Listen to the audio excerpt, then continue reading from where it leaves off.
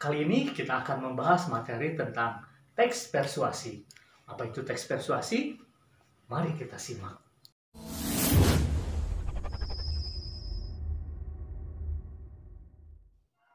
Halo semuanya, apa kabar? Semoga kalian sehat ya.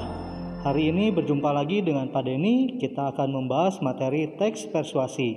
Materinya di antara yang akan kita bahas hari ini yaitu pengertian, tujuan, ciri-ciri, dan struktur.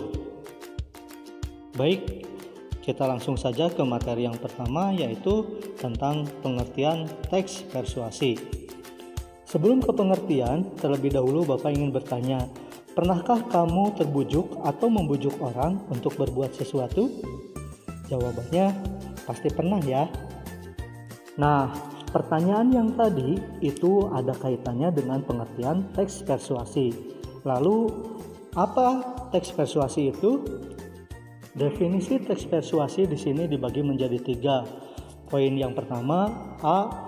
Teks yang bersifat membujuk secara halus. Poin B. Teks yang berisi ajakan atau larangan. Dan poin yang C adalah teks yang berisi saran untuk orang lain. Nah, ketiga definisi ini sangat erat sekali dengan kehidupan kita sehari-hari. Kenapa? Karena kita setiap hari berkomunikasi dengan banyak orang dan tentu di situ ada informasi-informasi baik yang bersifat membujuk ataupun harus berbuat sesuatu. Berikutnya, kita masuk ke materi tujuan teks persuasi. Tujuan teks persuasi dibagi menjadi 4 poin.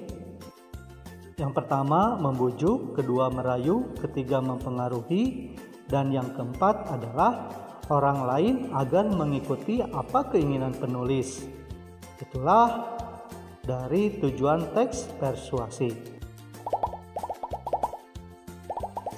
Berikutnya kita akan membahas tentang ciri-ciri teks persuasi. Ciri-ciri teks persuasi yang pertama, poin A, berisi argumen pendapat yang beralasan kuat yang disertai dengan data dan fakta. Poin B, menggunakan kata ajakan seperti hendaknya, sebaiknya, jangan, hindarilah, marilah, lakukanlah, usahakanlah, atau kata berpartikel lah. Ajakan dalam teks persuasi dibagi menjadi 2, yaitu secara tersurat dan tersirat.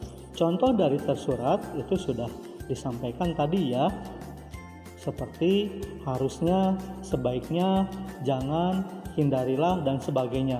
Sedangkan makna yang tersirat itu tersembunyi di balik pernyataan. Nah, itulah ajakan dalam teks persuasi. Poin yang C yaitu berusaha untuk meyakinkan, untuk melakukan atau mempercayai apa yang ditulis oleh penulis. Dan poin yang terakhir adalah poin D, yaitu menghindari konflik agar kepercayaan pembaca tidak hilang. Ada sedikit tambahan informasi, yaitu berkaitan dengan simpulan isi teks persuasi. Bagaimana cara menyimpulkan isi teks persuasi?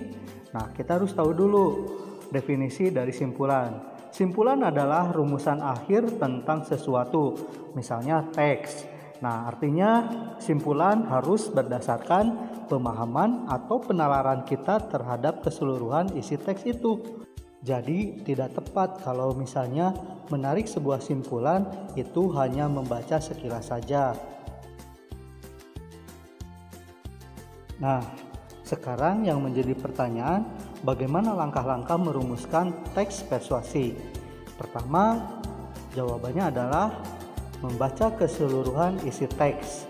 Artinya, kita harus bisa menemukan gagasan umum teks dulu. Lalu yang kedua, mencatat bagian-bagian penting.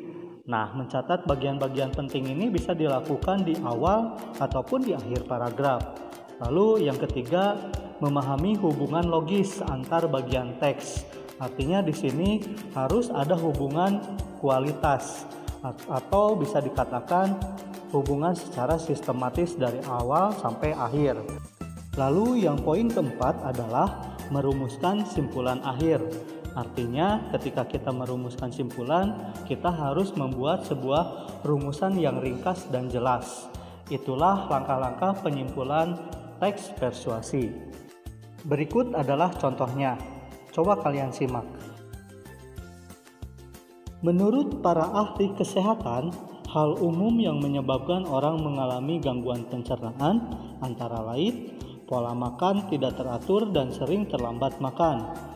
Mereka pun kurang mengonsumsi sayur dan buah, juga kurang memperhatikan gizi makanan. Salah satu upaya menjaga saluran pencernaan agar tetap sehat, makanlah dengan pola makan sehat dan seimbang. Nah, teks tersebut berisi bujukan kepada para pembaca untuk membiasakan pola makan sehat dan seimbang.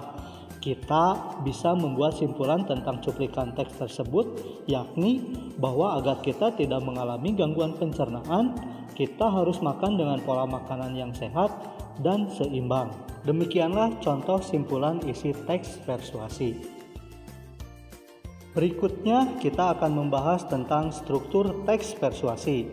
Struktur teks persuasi dibagi menjadi 4. Pertama, pengenalan isu, berupa pengantar atau penyampaian tentang masalah yang menjadi dasar tulisan atau pembicaraan itu.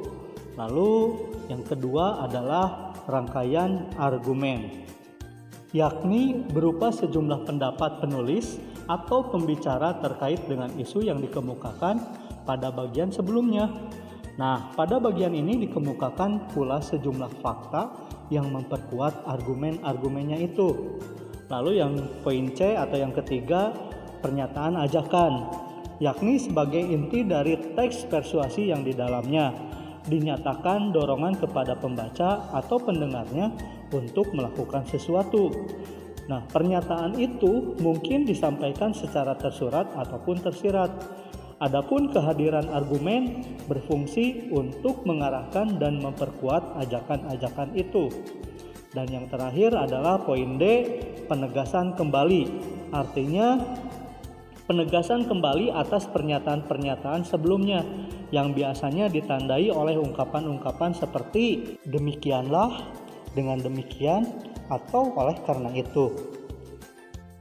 Baik, untuk pembelajaran di sesi pertama ini Bapak cukupkan ya. Nah, sampai jumpa pada pertemuan di sesi kedua. Nanti kita akan membahas tentang kaidah kebahasaan teks persuasi dan bagaimana cara menulis teks persuasi. Itu saja, terima kasih. Semoga apa yang Bapak sampaikan ada guna dan bermanfaat, dan tentunya kalian tetap bisa mengerjakan tugas-tugas yang disampaikan oleh Bapak Ibu Guru. Terima kasih, sampai jumpa.